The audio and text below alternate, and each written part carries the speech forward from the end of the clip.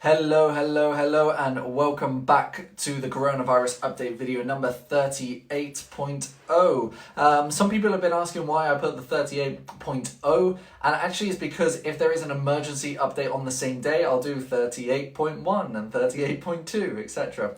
Anyway, thank you for everyone who is joining in right now. The numbers are already going up into the hundreds already. My name's Adrian Cockings. I've basically been doing these live news shows per se. Basically keeping you guys up to date with the latest news of the coronavirus situation here in Spain.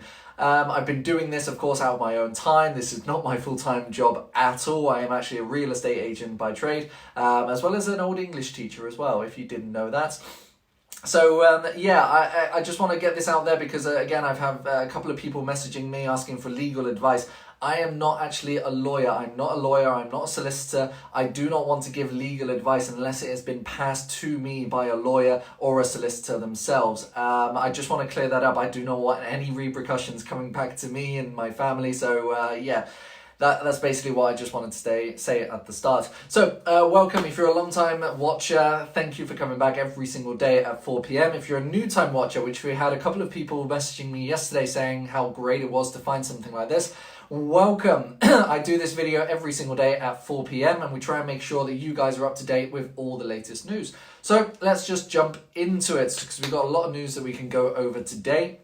First of all, like every single video, I go through the numbers and the infection rate as well in Spain. So we'll jump into that first of all. So as of today, which is the 22nd of April 2020, the infection rate, we have 208,389 in total in Spain. And over the last 24 hours, that is 4,211. And again, yes, this number is going up. And it's going up because, of course, the quick tests are still happening. Now, these quick tests will be for health workers, workers that are in residences and nursing homes, but also a lot of people who have, of course, had the symptoms, and they are now getting tested because, of course, there was a big backlog with this as well. So yeah, I did predict this. The numbers will be going up and down, but on the whole, they are gradually going down. Oh God, I swallowed my own spit then. Oh God. Okay, cut. Okay, recovery rates. There are 85,915 people who have recovered from the coronavirus. This is up from the previous 2 days. This is 3,401 cases in the last 24 hours. So again, good recovery rate, which is still going up high, which is good. And unfortunately, we do always talk about the death rate as well. There has been 21,717 deaths in total, and that is 435 in the last 24 hours.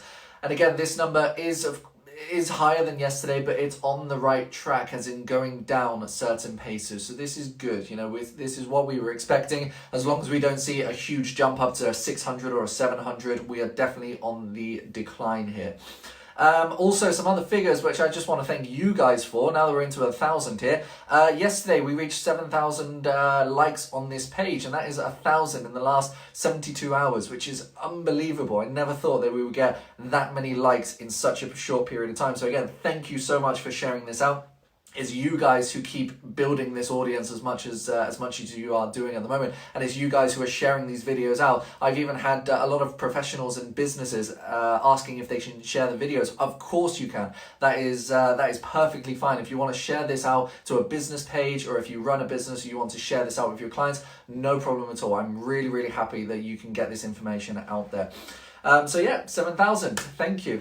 And the reason I think these videos are going quite big is because, of course, I'm debunking a lot of the fake news and misleading headlines that are going out in, of course, the actual media that is out there in the news and media. It's come to like a regular thing in each of these shows now, so I'm going to continue on to do this. At the start of every show, I've been doing a lot of the fake news that has been happening over the last 24 hours, or misleading headlines, shall I say, and I'll talk about it. So I got 3 stories that we're going to talk about today, just very quickly about the fake news, and then we'll jump into the actual news as well. So the fake news that has been coming out, or misleading news, should I say, I've actually been messaged several times from articles from a Swedish website, a Swedish news website that is actually in Spain, and it's directly with Spanish living expats, really. And basically, there was an article saying that Yolanda, which is part of the health administration here in Spain, she put out the proposal that people will now be able to exercise and go out and be free, and shops will be lifted from the 10th of May. Again, nothing like this has been said whatsoever, but of course then right at the bottom of the article it does state that this is all speculate, or this is all proposal. So again, this is nothing that has been put to the Congress, nothing that's been put to President Sanchez, it's just speculation. So if you do have any Swedish friends, send this video to them, maybe it will shed some light on the situation as well. Also, BBC, we had a couple of people sending me articles from the BBC website mainly, and of course I did watch it last night as well. They're unfortunately not up to date with the news as it's coming out as it is in Spain, of course. I try to post as much as possible on this page when it is necessary, or if I've found out new information that I've actually spoken about on that previous day. And this has actually happened yesterday. Of course, the BBC were covering news about the children being able to go out, but of course going to supermarkets, pharmacies and to banks. And last night, of course, after we re-changed it and the President Sanchez rectified it, it's, of course, they still pushing out that information and not rectifying it themselves. Unfortunately, it's an English news organisation, so they're not going to be up to date with this. So this is definitely why I hope you guys watch it for this reason, so we're up to date as much as possible. Next thing is airports opening up. I got many different articles. This was almost into the hundreds of people sending me this article. Basically, the airports will be opening up from the 10th of May. And then, of course, that's in the headline, but the actual description in it is basically a plan in place. Well, yeah, that's obvious. That's a given. So with these articles where they're giving misleading headlines, of course, it's something that you want to click on. It's something that you would want to indulge in, thinking, brilliant, this is all positive or really bad.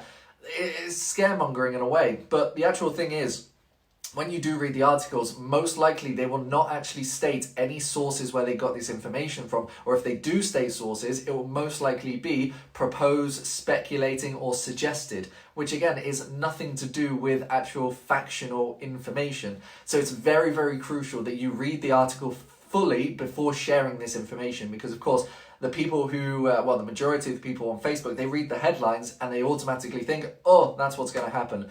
So read the article fully, make sure it has some sources in there as well, because if it doesn't, it's most likely going to be speculation on this as well. And that actually goes on to the next part, not really fake news, but actually plans. So I did mention, yes, an airport will have plans into place, and no, they're not going to be opening from the 10th of May.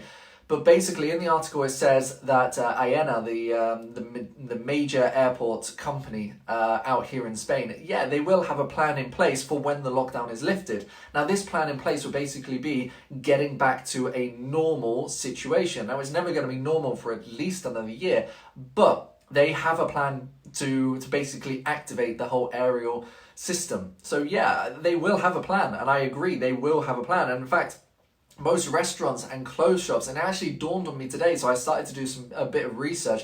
What is actually going to be happening when the lockdown is lifted? When the lockdown is lifted. Now again, it may not be May the 9th where shops and restaurants are going to start opening up again, but when they do open up, let's say for example it's in June, they have to put in certain protocols to be able to follow with guidelines by the law, and the law will probably be changing over the next couple of weeks to try and adapt to this. Now, I actually thought about this. So if you own a restaurant or a bar, you probably will have to take into consideration maybe changes that you'll have to do. People sitting up in a bar in the typical Spanish cafes, they're going to have to keep a distance. So there's going to have to be certain ways that you can keep a distance between people sitting up at the bar. Tables in a restaurant, you're going to have these tables separated in a way that is at least 1.5 meters away from people. Clothes shops, and this was actually a big thing that I saw in the news today. Clothes shops, of course, when and if they open up, and a lot of people are saying, well, why should clothes shops open up, blah, blah, blah, blah, blah. To be honest, I kind of think that clothes shops, certain clothes shops, should actually be an essential part of opening up quite soon. One, for babies. Now, I've got a 3-month-old, and the majority of the clothes that I've been given or bought, they are from 1 to 2 months old. Of course, I didn't expect anything like this to happen. So from now, I've got a 3-month-old living on 3 or 4 different onesies that are from 3 to 6 months. And we're trying to, of course, adapt as much of these clothes as possible to make sure that she's able to fit in these clothes. So we're still doing online shopping, which is good, but of course there's delays in deliveries, especially from the local shops, the big chains, for example, H&M, Primark, Amazon. They're all doing deliveries as well, but of course it's very difficult. So clothes shops in general, there's going to be a lot of things that they have to follow.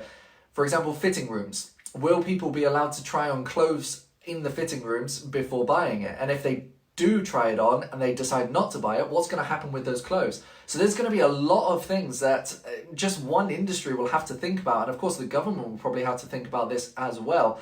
And again, this is just something that I just wanted to throw out there. A lot of people, of course, they've got a lot of hate for what's happening and bad decisions, blah blah blah. You have to think about if they open up, they've got to consider all of these different things, and I think this is why it can take so long to try and get an answer through. And yeah, that's basically it, really. A bit of a rant over, but hey, and we're on 1.9 thousand. Okay, let's see if we can get up to 2,000 today. Let's do it. Okay, let's talk about the latest news. And the latest news was, of course, yesterday. The announcement that I made, because this was the actual factual information at the time, 2,000. Yes, well done, guys. So the headlines yesterday were: children under the age of 14 will be allowed to accompany a parent to a supermarket, bank, or a pharmacy. A lot of you had a lot of things to say about this. Of course, a lot of people dissing it and saying it's a terrible idea. I kept my opinion out of this. However, I do kind of understand why they put that measure into place, but it was actually a measure that was already into place. So it would be for single parents. That would be the only consideration. Single parents, or maybe the partner would be working, such as a delivery driver or a lorry driver, and the other partner is stuck at home with the kids. That's the only kind of scenario where I could see this actually working. But this was, of course, rectified yesterday, literally hours afterwards. Yesterday, around 8:30 last night, President Sanchez made the announcement that no, this is not going to be the case, and children will be allowed out to play. Woo! Okay, so that's the first step. So this is going to be from the 26th at midnight, so 27th. Children will be allowed out to play, of course, in a close proximity to the property or to your house. But there's, of course, going to be up-to-date news coming out in the next couple of days. We don't know all the information yet. And in fact, all the news organizations, they won't know the information yet. So if they're starting to share information about this, it's not actually going to be factional yet, because we haven't heard anything from the government sources. Now, when I say what information, well, you again have to think about it. Going back to the shops and restaurants and stuff and what to take into consideration, well, they then have to think about, well, how far can they go? What distance can they be from the property? Now, I know a lot of people are still arguing over the dog walking situation. So will there be some sort of information that will be released about how far you can go? Also, how long? What time is permitted for them to go out? Will there be a certain time that they are allowed out per age or something like this? When during the day, if they're going to be allowed out for a certain period of time, for 1 hour, 2 hours, 5 hours, 10 minutes, we don't know this. Also, how many kids are going to be going out? Is it going to be one child per adult, or is it going to be 2 child, 3 child per adult? And what can they use whilst they are out? Are they able to take their bikes or scooters or skateboards or skates? Are they allowed to take toys out, or a ball or a football or a rugby ball? Are they allowed to do this? We don't know. So you have to bear with us at the moment. You, of course, have to bear with the government, because they have to make these decisions over the next couple of days and make the announcement. As soon as they come out with all the information, I will make sure you guys know it first. But you just, of course, have to be as patient as possible. Now, there is no news about people, adults, for example, being allowed out to exercise. So still, there's no reason to get harsh in the comments, because I know a lot of people, they do have their own personal opinions about this, and they want to share it and they want to rant this. I get it, you want to get it out, but this isn't the place for it. I'm just giving you the basic news for this, okay? Okay, we'll move on to the next part. So that's the children and that's the next part. Masks. We've been talking about masks over the last couple of days as well. There are millions of masks, almost tens of millions of masks being shipped over to Spain as we are still speaking at the moment. Now, these masks are basically going to be the really thin blue masks. I could run and get one maybe, but I won't. Basically, these blue masks, they're going to be, I think, FP1 maybe. These are going to be basically funded by the government. And these masks will be on sale if you don't have a health card, or if you do have a health card and you get one free, you can then purchase more, blah, blah, blah. And they're going to be put at the limit of 96 cents. Now, of course, there's going to be a lot of disagreement with this between pharmacies, of course, because they do have to purchase it from the government and then have to, of course, get rebates. If they're putting taxes on top, then what's going to be happening with this? Again, it can be very, very complicated. So it's a situation that, of course, really needs to be thoroughly thought out before it starts to get implemented. But it should be starting from next week. So fingers crossed that is happening. Some pharmacies are obviously starting to put this in, but other pharmacies, they are still selling the masks that they previously bought and are now looking to sell over the next couple of days. Now, these masks, they will be different from the government official masks. These masks will be probably FP2s or different in a way that they could be reusable, or maybe have a different fabric or something like this. These masks, they can actually put their own price on this. There is their own price that they can put on this. The government will not have control over these certain masks. The only control that the government will have on is the ones that are going to be funded by the government and given by the government. So that's the latest news about masks there. But it's still 96 cents per mask. It's a good price. It's not going to burst the bank, I don't think. Okay, next thing. Commercial rent for shop fronts and buildings. We got a couple of, well, just actually one news organisation has only talked about this. I've been looking on many other different organisations and it hasn't been covered. So again, I'm still very sceptical about this information until I see it from a government source. I've been looking on boe.es today and it hasn't really come up yet. But basically, this article was going about that the commercial rent for shops and storefronts, they are basically, there's going to be new rules that they will be able to follow to either renegotiate a sort of payment plan with the owner of that storefront, or the landlord, should I say, or able to get help depending on the size of that landlord. To explain that in layman's terms, it's if the landlord owns less than 10 properties and the property is basically a small, not industrial, blah, blah, blah, you basically have the right to be able to negotiate a sort of deal, like what we're doing with rentals in Spain as well. You have to negotiate and they have to, of course, try to help as much as possible to be able to help out as much as possible. And this could be basically paying maybe half the price for the next couple of months, or not paying anything, and then when work resumes, then you can have a payment plan with zero interest on top. That's basically what the article was saying. Of course, if it's a bigger landlord, for example, if the property is owned by a bank or something like this, there might be other help that you'll be able to get. But again, this information, for me, it's not confirmed yet. I'm still waiting for the information about this. I've only seen it on one news organisation. It wasn't put on TV today. I haven't seen it on any of the Moncloa live feeds. So bear with me. I'm still doing research on this. So thank you for sending it to me. That was really, really good. But yeah, no real information about rent that's going to be covered by storefronts or anything like this, okay? Next on the news, Spain proposes a 1.5 trillion euro coronavirus recovery fund that is going to be financed through the EU debt. This is proposal. Again, I'm not going to say that this is what the Spain is going to be receiving. It's a proposal that is put into place. So I just want to clear this out before people start sending me that Spain is going to get 1.5 trillion euros. It's all speculation at the moment. It's a proposal that Sanchez will be putting forwards, but we just have to wait and see what the outcome is going to be for this. And the last two things. Of course, the media over the last couple of days have been talking about Spain, and I don't think they will actually talk about this because I think it's not going to be scaremongering enough. About 4 weeks ago, there was a ice rink that opened up, and this was going to be a temporary morgue for the deceased of the coronavirus. Now, this giant ice rink, this has now been officially closed. They had a minute silence today to, of course, commemorate all the people who have lost their life during the state of emergency here. But this giant ice rink is now commissioned to close. This is great news, which means that the morgues were actually sufficient enough to accompany all the deaths that were happening. Yes, there were backlogs and everything as well, but this ice rink was not used. And I doubt you will hear this on any English news because, of course, it's not going to be worthy enough to be positive.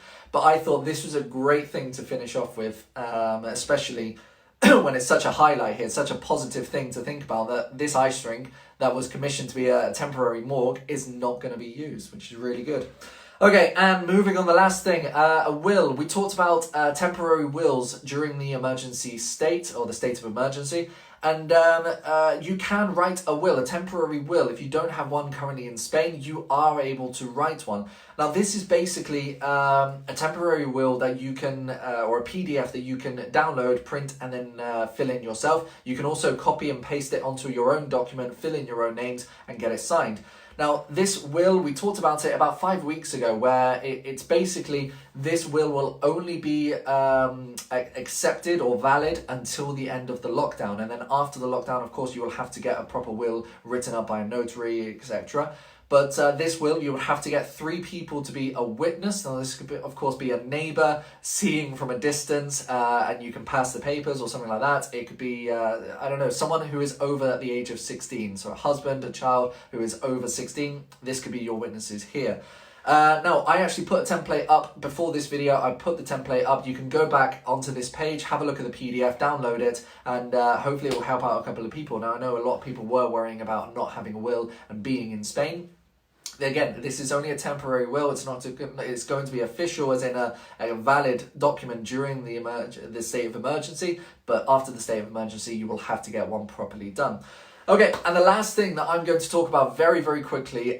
Yesterday, I received a notification from Facebook, and it was basically a strike on this page. Now, a strike on this page, it doesn't actually mean much. It's basically they're going to be monitoring this page a little bit more. I don't know if this was because it was reported, if I'm talking about coronavirus, and this is picked up by the AI system.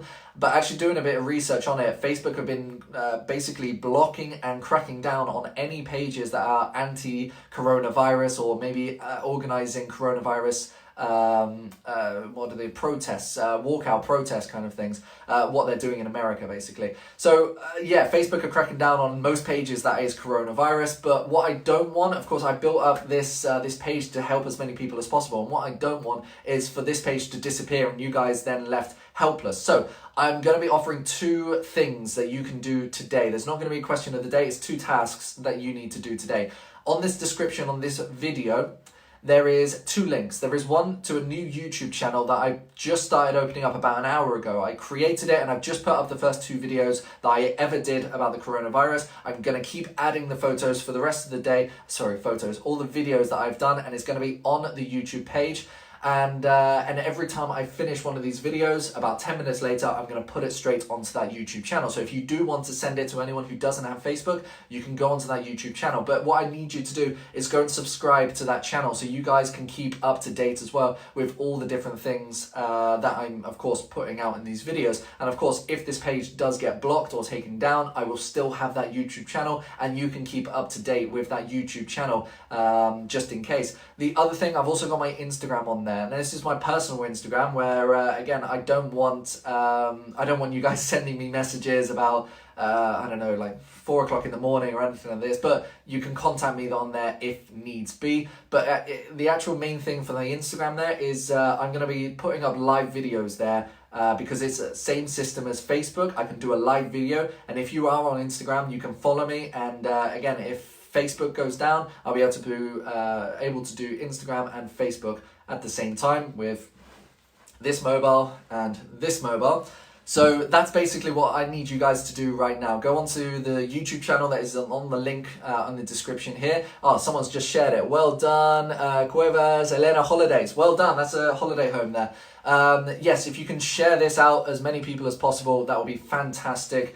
I'm just kind of worried. I don't want all this work to go to wasted, and I don't want you guys to be out on the loop here where you're not up to date with all the news. I feel like I am making a difference here, and I just want to make sure you guys are updated as much as possible as well. So yes, if you can go to the YouTube channel, subscribe to the YouTube channel, keep up to date, click on the notifications, because every time I upload a video, you'll get a notification to say that I've uploaded a new video.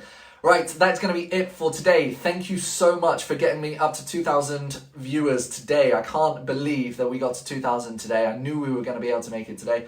So thank you. And remember, I'm going to be back tomorrow at 4 p.m. if the page is not taken down.